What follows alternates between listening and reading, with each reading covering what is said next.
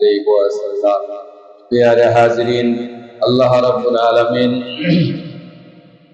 একটি ঘোষণা জানিয়ে দিয়েছেন।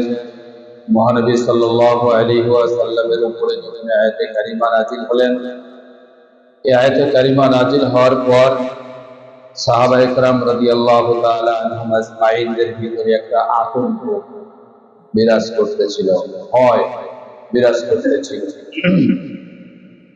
অর্থাৎ কিয়ামতের আলামত সম্পর্কে। কিয়ামতের আলামত দুই ধরনের হবে। একটা হলো কিয়ামতের আলামতে সুগরা, ছোট আলামত। আর একটা কিয়ামতের আলামত, সেটা হলো আলামতে কুবরা, বড় আলামত।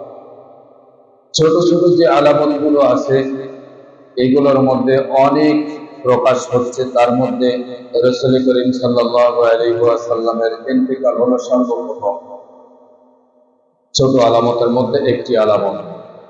রাসূলুল্লাহ সাল্লাল্লাহু আলাইহি ওয়াসাল্লাম যতক্ষণ পর্যন্ত পৃথিবীতে জীবদ্দশায় বেঁচে ছিলেন, এতক্ষণ পর্যন্ত আল্লাহ তাআলা কিয়ামত ঘটাবেন না, এটা নিশ্চিত ছিল। রাসূলুল্লাহ সাল্লাল্লাহু আলাইহি ওয়াসাল্লামের ইন্তেকালটাই হলো কিয়ামতের আলামতের যে ছোট আলামত, তার মধ্যে প্রথম আলামত। এরপরে ফিতনা, বিভিন্ন ধরনের ফিতনা হবে। নারীর দুঃশাসন আসবে, পিতা মাথার অবাধ্যতা প্রকাশ পাবে, আলেম ওলামাদেরকে মানুষ হেয় প্রতিপন্ন করবে, আলেমদেরকে গালি দিবে, মুসলমানদেরকে গালি দিবে, এক মুসলমান আর এক মুসলমানকে খুন করবে, এক মুসলমান আর এক মুসলমানকে হত্যা করার জন্য মিথ্যা সাক্ষ্য দিবে, এক মুসলমান আর এক মুসলমানের বিরুদ্ধে চুগলখড়ি করবে। বিভিন্ন ধরনের অবস্থা, এগুলো কিয়ামতের আলামত, সুগরা, ছোট আলামত। অনাবৃষ্টি, অতিবৃষ্টি, এরপরে মানুষের ভিতরে দুর্ভোগ, মানুষের ভিতরে অশান্তি, মানুষের ভিতরে দ্বন্দ্ব, ভাই ভাইয়ের মধ্যে দ্বন্দ্ব, পারিবারিক ভাবে দ্বন্দ্ব, বিভিন্ন ধরনের যে জর্জরিত সমস্যাগুলো আছে, প্রায় 99 অধিক আলামতে সুগরা, কিয়ামতের আলামত, এগুলো ছোট আলামতের মধ্যে যেগুলো পাওয়া যায়। কিন্তু কিয়ামতের আলামতের মধ্যে বড় আলামত যেগুলো আছে, রাসূলুল্লাহ সাল্লাল্লাহু আলাইহি ওয়াসাল্লাম মসজিদে নববীতে সাহাবীদেরকে নিয়ে বয়ান করতেছিলেন। একবার জোরে জোরে বললেন, দাজ্জালের আবির্ভাব, দাজ্জাল আগমন করবে। রাসূলুল্লাহ সাল্লাল্লাহু আলাইহি ওয়াসাল্লাম দাজ্জালের বিবরণ দিতেছিলেন সাহাবায়ে কেরাম রাদিয়াল্লাহু তাআলা আনহুম আজমাইনদের কাছে, এবং সাহাবায়ে কেরাম রাদিয়াল্লাহু তাআলা আনহুম আজমাইন সকলেই গায়ে গায়ে চুলে, মানে একজনের শরীরের সাথে আরেকজনের শরীর লাগাইয়া দিয়েছেন, একেবারে জমে বসছেন। মানে আতঙ্কটা এত বেশি হয়েছে, এত ভয় সাহাবীদের মধ্যে এসে গেছে যে সাহাবীরা যেন মনে করতেছে যে দাজ্জাল মনে হয় একেবারে বিপদে রয়ে গেছে। রাসূলুল্লাহ সাল্লাল্লাহু আলাইহি ওয়াসাল্লাম একবার জোরে বললেন, দাজ্জালের আবির্ভাব হবে, সে একজন যুবক, কোকড়ানো চুল বিশিষ্ট একজন যুবক, সে আত্মপ্রকাশ করবে। তার গতি, মেঘের যে গতি আছে, দ্রুতগামী যে মেঘ, এই দ্রুতগামী মেঘের চাইতেও তার গতি দ্রুত হবে। 40 দিন পৃথিবীর বুকে অবস্থান করবে। তার ডানে এবং বামে তার দৃষ্টি যতটুকু যাবে, যতটুকু তার দৃষ্টি সীমা অতিক্রম করবে, পুরা এলাকা ধরে তিনি ফিতনা ছড়ায় দেবেন। এত কঠিন ফিতনা ছড়াবেন। রাসূলুল্লাহ সাল্লাল্লাহু আলাইহি ওয়াসাল্লাম বয়ান করতে করতে আস্তে করে বললেন যে দাজ্জাল আত্মপ্রকাশ করবে, এরকম আস্তে বলছেন।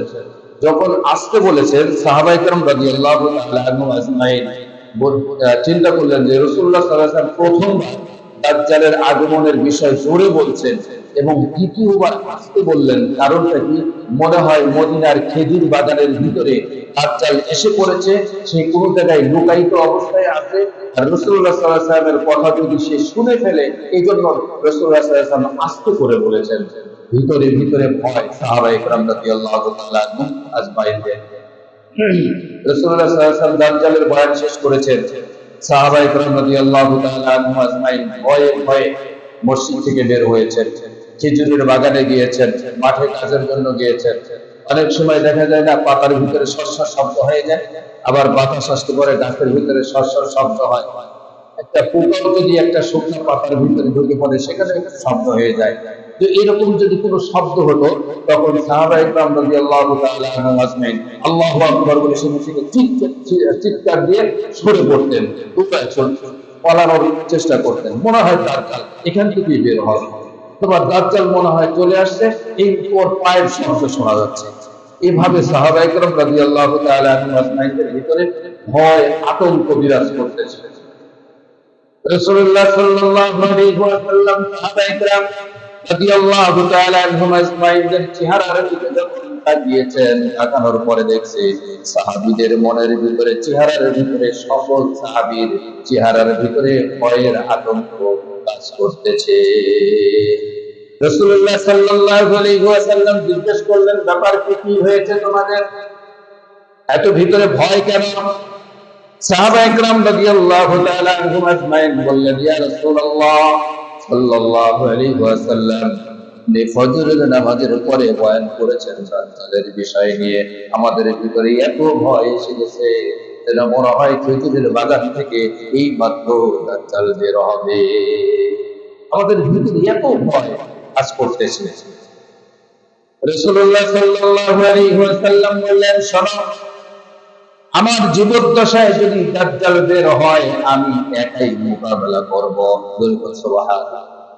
আমার জীবদ্দশায় যদি দাজ্জাল বের হয়, আমি একাই তার মোকাবেলা করব, আমি একাই তাকে হত্যা করে ফেলব। আর যদি আমার জীবদ্দশায় দাজ্জাল বের না হয়, তোমাদের জীবদ্দশায় যদি দাজ্জাল বের হয়, তোমরা যে যেখানে অবস্থান করবা, সেখান থেকেই তোমাদের যতটুকু সাধ্য আছে, যতটুকু শক্তি আছে, এতটুকু শক্তি নিয়ে তোমরা দাজ্জালের মোকাবেলা করবা। সূরাতুল কাহাফের প্রথম অংশ এবং শেষ অংশ যদি পাঠ করো, তাহলে দাজ্জাল তোমাকে আক্রমণ করতে পারবে না, দাজ্জাল তোমাকে আঘাত করতে পারবে না, তোমার ঈমান নষ্ট করে নিতে পারবে না। যদি সূরাতুল কাহাফের শেষ অংশ অথবা প্রথম অংশ যদি তোমরা, অথবা সূরা কাহাফ যদি প্রতি শুক্রবারে তেলাওয়াত করা যায়, তেলাওয়াত করতে পারো, তাহলে এই শুক্রবার থেকে আগামী শুক্রবার পর্যন্ত এর মধ্যে যদি দাজ্জাল বের হয়, তোমার ঈমান নষ্ট করতে পারবে না। সাহাবায়ে কেরাম রাদিয়াল্লাহু তাআলা আনহুম আজমাইন জিজ্ঞেস করলেন, ইয়া রাসূলুল্লাহ, ইয়া হাবিবাল্লাহ, দাজ্জালের আগমন কতকাল থাকবে? রাসূলুল্লাহ সাল্লাল্লাহু আলাইহি ওয়াসাল্লাম বললেন, দাজ্জাল 40 দিন অবস্থান করবে পৃথিবীর বুকে। ইয়া রাসূলুল্লাহ সাল্লাল্লাহু আলাইহি ওয়াসাল্লাম, দাজ্জাল 40 দিন অবস্থান করবে। নবী করিম সাল্লাল্লাহু আলাইহি ওয়াসাল্লাম বললেন, প্রথম দিন হবে 1 বছরের সমান। দাজ্জাল যে আসবে, এই দাজ্জাল যেদিন আত্মপ্রকাশ করবে, সেদিন প্রথম যে দিনটা হবে, সেই দিনের গুরুত্ব লম্বা হবে বছরের সমান। সাহাবায়ে কেরাম রাদিয়াল্লাহু তাআলা আনহুম আজমাইন আরজ করলেন, ইয়া রাসূলুল্লাহ সাল্লাল্লাহু আলাইহি ওয়াসাল্লাম, এই যে 1 বছরের সমান একটা দিন লম্বা হয়ে যাবে, এই 1 বছরের সমান একটা দিন লম্বা যে হবে, আমরা যে এখন 5 ওয়াক্ত নামাজ দিনের মধ্যে পড়তেছি, তখনও কি 5 ওয়াক্ত নামাজেই সম্পন্ন থাকবে? নবী করিম সাল্লাল্লাহু আলাইহি ওয়াসাল্লাম বললেন, না, তোমরা সময় পরিমাপ করবে, পরিমাপ করে 5 ওয়াক্ত নামাজ যতটুকু টাইম পর পর তোমরা পড়ো, এতটুকু পর পর সময় নির্ণয় করে তখন তোমরা এভাবে নামাজ আদায় করবে। সাহাবায়ে কেরাম রাদিয়াল্লাহু তাআলা আনহুম আজমাইন বললেন, কিভাবে কি 40 দিন চলবে? নবী করিম সাল্লাল্লাহু আলাইহি ওয়াসাল্লাম বললেন, না, প্রথম যে একটা দিন অতিক্রম করবে, সেটা হবে হলো 1 বছরের সমান, দ্বিতীয় দিন হবে 1 মাসের সমান, তৃতীয় দিন হবে 1 সপ্তাহের সমান, আর বাকি দিনগুলো তোমাদের স্বাভাবিক দিনের মতো সময় অতিবাহিত করবে। রাসূলুল্লাহ সাল্লাল্লাহু আলাইহি ওয়াসাল্লাম বললেন, দাজ্জাল আসবে, একটি কওমের সামনে দিয়ে যাবে, কওমের কাছ দিয়ে যাবে, পাশ দিয়ে যাবে, সে খোদাই দাবি করবে, তাদেরকে নিদর্শন দেখানো হবে যে এলাকার মধ্যে কোনো ঘাসপালা নাই, মরুভূমি, সেখানে দাজ্জাল বলবে, হে আসমান বৃষ্টি দাও, সাথে সাথে সেখানে বৃষ্টি হবে।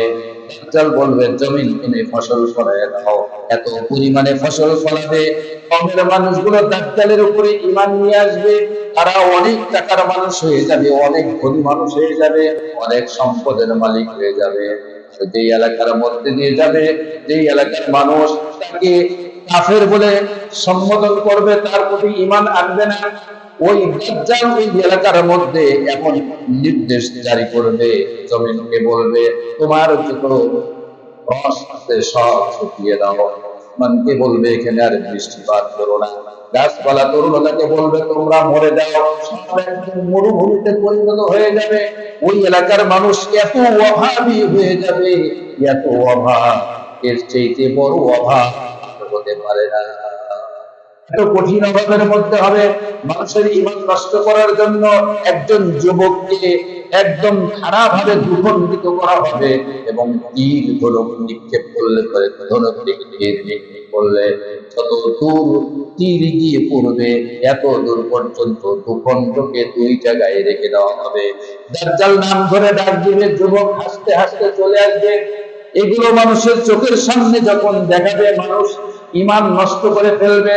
যেমন তেমন ঈমানদার যারা সেখানে অবস্থান করবে, তাদের ঈমানটাও নষ্ট হয়ে যাবে। এখন বর্তমানে যে ভণ্ড পীররা যেই কেরাম কারিশমা দেখায়, ভণ্ড পীররা যেইভাবে বিভিন্ন ধরনের জাদু টোনা দিয়ে মানুষের মন জয় করে নেয়, এতেই মানুষ ঈমান নষ্ট করে ভণ্ড পীরের পিছনে ছোটা শুরু করে দেয়। আর দাজ্জাল যে নিদর্শনগুলো দেখাবে, এই সময় মানুষের ঈমান ধরে রাখা একেবারে কঠিনের চাইতে কঠিন হয়ে যাবে। এত কঠিন হবে ঈমানকে ধরে রাখা। দাজ্জাল বলবে, হে জমিন, তোমার গুপ্ত ধনগুলো সব বের করে দাও। জমিনের ভিতরে যত সম্পদ ছিল, স্বর্ণ অলংকার যা কিছু ছিল, স্বর্ণের খনি থেকে স্বর্ণ বের হয়ে আসবে, চাঁদের খনি থেকে রূপার খনি থেকে রূপা বের হয়ে আসবে, হীরকগুলো বের হয়ে আসবে।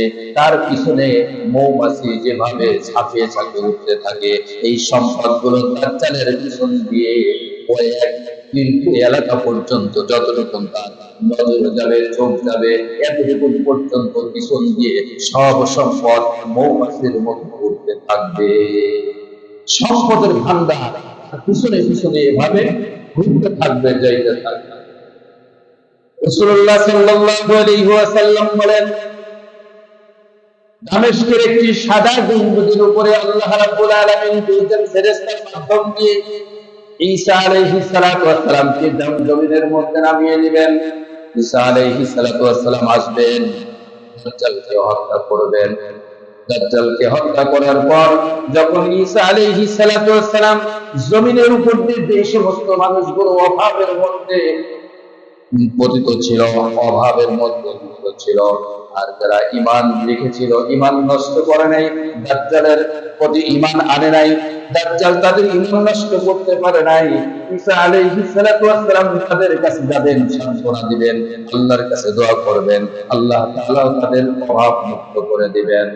আল্লাহ রাব্বুল আলামিন হযরত ঈসা আলাইহিস সালাতু ওয়াস সালাম যখন মানুষদের কাছে দাওয়াতের কাজ করতেছিলেন, চালাইতেছিলেন, এমন সময়ের মধ্যে আল্লাহ রাব্বুল আলামিন তাকে ডাক দিয়ে বলবেন, হে ঈসা, তোমার লোকজন যারা আছে ঈমানদারদেরকে নিয়ে তুমি দুর্গে অবস্থান করো।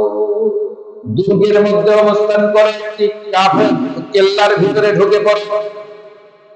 আমার একটি জাতি আমি গোপন রেখেছিলাম পৃথিবীর মানুষের কাছ থেকে, বাদশা যুলকারনাইন যাদেরকে আটকিয়ে রেখেছিল পাহাড়ের গুহার ভিতরে, তাদেরকে আমি ছেড়ে দিব। পৃথিবীর কোন শক্তি নাই তাদের মোকাবেলা করবে, এমন কোন শক্তি আমি সৃষ্টি করিনি তাদের সামনে দাঁড়িয়ে থাকতে পারবে। তাদেরকে আমি বের করে দেব, তাড়াতাড়ি করে কোন ঈমানদারদেরকে নিয়ে লুকাও।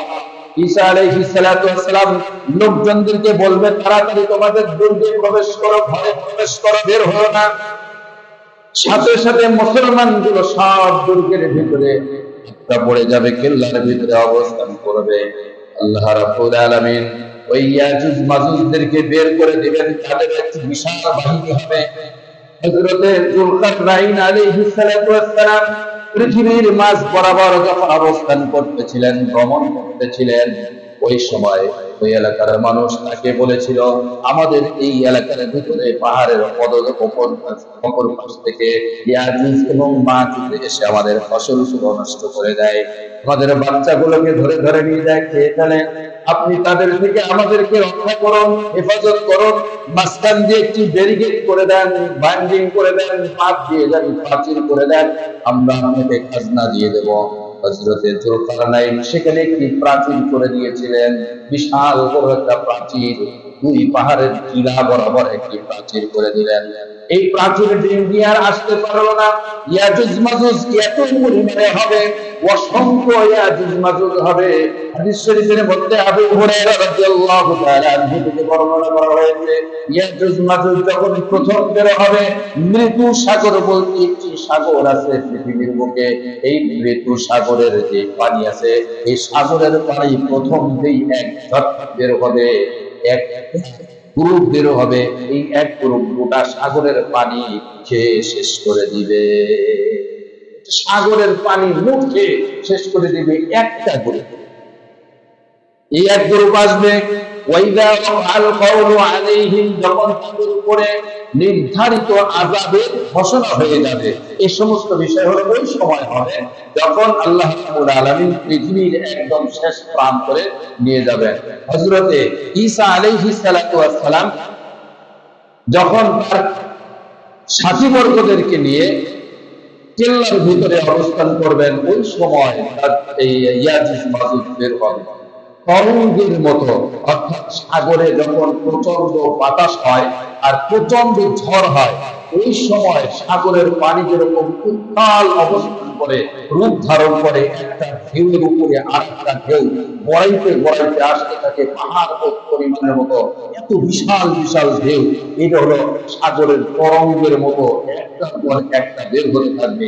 এইভাবে পৃথিবীর বুকে যত পাহাড় আছে এবং যত টিলা আছে, সকল টিলা থেকে এবং সকল পাহাড় থেকে ইয়াজুজ মাজুজ বের হওয়া শুরু করবে। এক সপ্তাহ তারা অবস্থান করবে পৃথিবীর বুকে। এরপরে আল্লাহ রাব্বুল আলামিন তাদের ঘাড়ের উপরে ফুরা দিবেন। তারা এক দিনের মধ্যে, একই টাইমের মধ্যে গোটা পৃথিবীর মধ্যে সব মরে যাবে, সব মারা যাবে। রাসূলুল্লাহ সাল্লাল্লাহু আলাইহি ওয়াসাল্লাম বলেন, গোটা পৃথিবীতে অর্ধ হাত জায়গা ফাঁকা থাকবে না যেখানে ইয়াজুজ মাজুজের লাশ থাকবে না। এত ইয়াজুজ মাজুজ কোথায় আছে আল্লাহ পাক ভালো জানেন। কোন বৈজ্ঞানিকের রাডারে ধরে না, কোন বৈজ্ঞানিকের মেমোরিতেও ধরে না, ধরতেও পারবে না। আল্লাহ কোথায় তাদেরকে রেখে দিয়েছেন। ওয়াইদা ওয়াকা আলাইহিম ওয়াকাল কওলু আলাইহিম, যখন তাদের নির্ধারিত শাস্তি এসে যাবে, এরপরে আল্লাহ রাব্বুল আলামিন আখরাজনা লাহুম দাব্বাতাম মিনাল আরদি তুকাল্লিমুহুম, এরপরে আল্লাহ রাব্বুল আলামিন দাব্বাতুল আরদ বের করে দিবেন। দাব্বাতুল আরদ একটি প্রাণী। এই বিষয়ে আল্লাহ তাআলা যদি হায়াতে বাঁচিয়ে রাখেন, আগামী জুমায় ইনশাআল্লাহ এই বিষয়ে আলোচনা করব। একটি প্রশ্ন আসছে, নামাজে রফউল ইয়াদাইন পড়া কি ফরজ? অবশ্যই এই প্রশ্নটা একটা মুশতারিক প্রশ্ন। নামাজে রফউল ইয়াদাইন করা, এই নিয়ে আমাদের সোশ্যাল মিডিয়ার ভিতরে বিভিন্ন ধরনের বক্তব্য দেখা যায়। কেউ বলে যে ফরজ, কেউ বলে এটা না করলে নামাজই হবে না। এত বাড়াবাড়ি যে বাড়াবাড়িটার শেষ নাই। ইমামে আজম আবু হানিফা রাহমাতুল্লাহি আলাইহি সুন্দর ফয়সালা দিয়েছেন। রাফউল ইয়াদাইন আমরাও করি, রাফউল ইয়াদাইন আমরাও করি। তাকবীরে তাহরিমা বলার সময় আমরা হাত উঠাই না, আমরা হাত উঠাই না, আমরা সবাই হাত উঠাই। আল্লাহু আকবার, কানের নতি বরাবর আমরা হাত উঠাই। আমরাও রাফউল ইয়াদাইন করি। আমরা যে করি না, আমরা সুন্নাতের উপরে আমল করি। সুন্নাত রাফউল ইয়াদাইন করাটা হলো সুন্নাতে মুআক্কাদা। কোন ব্যক্তি যদি রাফউল ইয়াদাইন না করে তাহলে তার নামাজ হবে না। এই দলিল কেউ দিতে পারবে না, এই প্রমাণও কেউ দিতে পারবে না। রাফউল ইয়াদাইন যদি কেউ না করে, সুন্নাত আদায় হলো না। সুন্নাত আদায় করলে যে সওয়াব হবে, এই সওয়াবটুকু সে পাবে না। যদি রাফউল ইয়াদাইন করে তাহলে সুন্নাত আদায় হয়ে গেল, সুন্নাতের আমলটা আমলের সওয়াবটা সে পেয়ে যাবে। এখন রাফউল ইয়াদাইন বলতে আমরা এতটুকু হাদিস দ্বারা প্রমাণ করি, এবং ইমামে শাফি রাহমাতুল্লাহ আলাইহি, ইমাম আহমদ ইবনে হাম্বল রাহমাতুল্লাহ আলাইহি, ইনাদের যে মাযহাব আছে, এই মাযহাবের মধ্যে রাফউল ইয়াদাইন প্রত্যেকটা স্থানে স্থানে, রুকুতে দেওয়ার সময় রাফউল ইয়াদাইন আছে, রুকুতে ওঠার সময় উঠে রাফউল ইয়াদাইন আছে, এবং সিজদায় যাবে, সিজদায় আবার দ্বিতীয় সিজদার মাঝখানেও রাফউল ইয়াদাইনের হাদিস আছে। এখন যেই মাযহাবের যেই আমল চলছে, ওই মাযহাবে তারা ওই আমল করবে, আর যেই মাযহাবে যেই আমল নাই, ওই মাযহাবে ওই আমল না করাটাই সবচেয়ে ভালো। আমাদের ইমাম আজম আবু হানিফা রাহমাতুল্লাহ আলাইহি হানাফি মাযহাবের মধ্যে বর্ণনা করেছেন, হযরত আবু হুরায়রা রাদিয়াল্লাহু তাআলা আনহু থেকে হাদিস বর্ণনা করা হয়েছে। আব্দুল্লাহ ইবনে মাসউদ রাদিয়াল্লাহু তাআলা আনহু বলেন যে আমি মদিনায় রাসূলুল্লাহ সাল্লাল্লাহু আলাইহি ওয়াসাল্লামের পিছনে 13 বছর নামাজ আদায় করেছি। রাসূলুল্লাহ সাল্লাল্লাহু আলাইহি ওয়াসাল্লামকে আমি নামাজ পড়তে দেখেছি। হুজুর সাল্লাল্লাহু আলাইহি ওয়াসাল্লাম তাকবীরে তাহরিমা বলার সময় রাফউল ইয়াদাইন করতেন, এরপরে আর নামাজ শেষ পর্যন্ত রাফউল ইয়াদাইন করতেন না। আবু ইউসুফ মুহাম্মদ রাহমাতুল্লাহ আলাইহি বলেন যে আমরা হানাফি মাযহাবে এই হাদিসের উপরে আমল করি, যে আমরাও তাকবীর তাহরিমা বলার সময় রাফউল ইয়াদাইন করি, আর বাকি সময়গুলোতে আমরা রাফউল ইয়াদাইন করি না। এরপরে হযরত আলী রাদিয়াল্লাহু তাআলা আনহু থেকে হাদিস বর্ণনা করা হয়েছে। আব্দুল্লাহ ইবনে মাসউদ রাদিয়াল্লাহু তাআলা আনহু ওনার আরেকটা মানে খুব জবরদস্তি মজবুত একটি দলিল, সেটা হাদিস রয়েছে, সেটা হলো তিনি বর্ণনা করেছেন যে রাসূলুল্লাহ সাল্লাল্লাহু আলাইহি ওয়াসাল্লামের পিছনে আমি নামাজ আদায় করেছি। রাসূলুল্লাহ সাল্লাল্লাহু আলাইহি ওয়াসাল্লাম তাকবীরে তাহরিমা বলার সময় রাফউল ইয়াদাইন করেছেন, বাকি নামাজ শেষ করার আগ পর্যন্ত রাফউল ইয়াদাইন করেন নাই। এরপরে আমি আবু বকর রাদিয়াল্লাহু তাআলা আনহু জামানায় আবু বকর রাদিয়াল্লাহু তাআলা আনহুর পিছনেও নামাজ আদায় করেছি। আবু বকর রাদিয়াল্লাহু তাআলা আনহু এই তাকবীরে তাহরিমা বলার সময় রাফউল ইয়াদাইন করেছেন, বাকি সময় অর্থাৎ নামাজ শেষ করা পর্যন্ত আর কোথাও কোনো জায়গায় রাফউল ইয়াদাইন করেন নাই। আমি ওমর রাদিয়াল্লাহু তাআলা আনহুর পিছনেও নামাজ আদায় করেছি, তিনিও তাকবীরে তাহরিমা বলার সময় রাফউল ইয়াদাইন করতেন, নামাজ শেষ করার আগ পর্যন্ত আর কোথাও রাফউল ইয়াদাইন করতেন না। ওসমান রাদিয়াল্লাহু তাআলা আনহুর পিছনে নামাজ আদায় করেছি, তিনিও তাকবীরে তাহরিমা বলার সময় রাফউল ইয়াদাইন করতেন, বাকি কোনো সময় নামাজ শেষ করার আগ পর্যন্ত রাফউল ইয়াদাইন করতেন না। আলী রাদিয়াল্লাহু তাআলা আনহুর সময় তার পিছনে নামাজ আদায় করেছি, সেখানে আলী রাদিয়াল্লাহু তাআলা আনহু তাকবীরে তাহরিমা বলার সময় রাফউল ইয়াদাইন করতেন, বাকি নামাজ শেষ করার আগ পর্যন্ত আর কোনো জায়গায় রাফউল ইয়াদাইন করতেন না। ইমাম আবু ইউসুফ ও মুহাম্মদ রাহমাতুল্লাহ আলাইহি বলেন আমরা এই হাদিসের উপরে হানাফি মাযহাবের উপরে আমল করি যে তাকবীরে তাহরিমা বলার সময় আমরা রাফউল ইয়াদাইন করব, বাকি সময়গুলোতে আমরা রাফউল ইয়াদাইন করব না। এটা আমাদের মাযহাব, আমাদের মাযহাবে যে হাদিস আছে আমরা সেই হাদিসের উপরে আমল করব। আর শাফি মাযহাবে, হাম্বলি মাযহাবে, মালিকি মাযহাবে যে হাদিসের যে নিয়মগুলো আছে, ইনারা সেই হাদিসের উপরে আমল করবে। এখন আমাদের দেশে তো শুধু হানাফি মাযহাবই আছে, অন্য কোনো মাযহাব আমাদের বাংলাদেশে নাই। কিছু যা আছে সেগুলো হচ্ছে আহলে হাদিস, ফিতনা তো এখান থেকেই ছাড়া। এখন আল্লাহ তাআলা আমাদের সকলকে বোঝার তৌফিক দান করুন।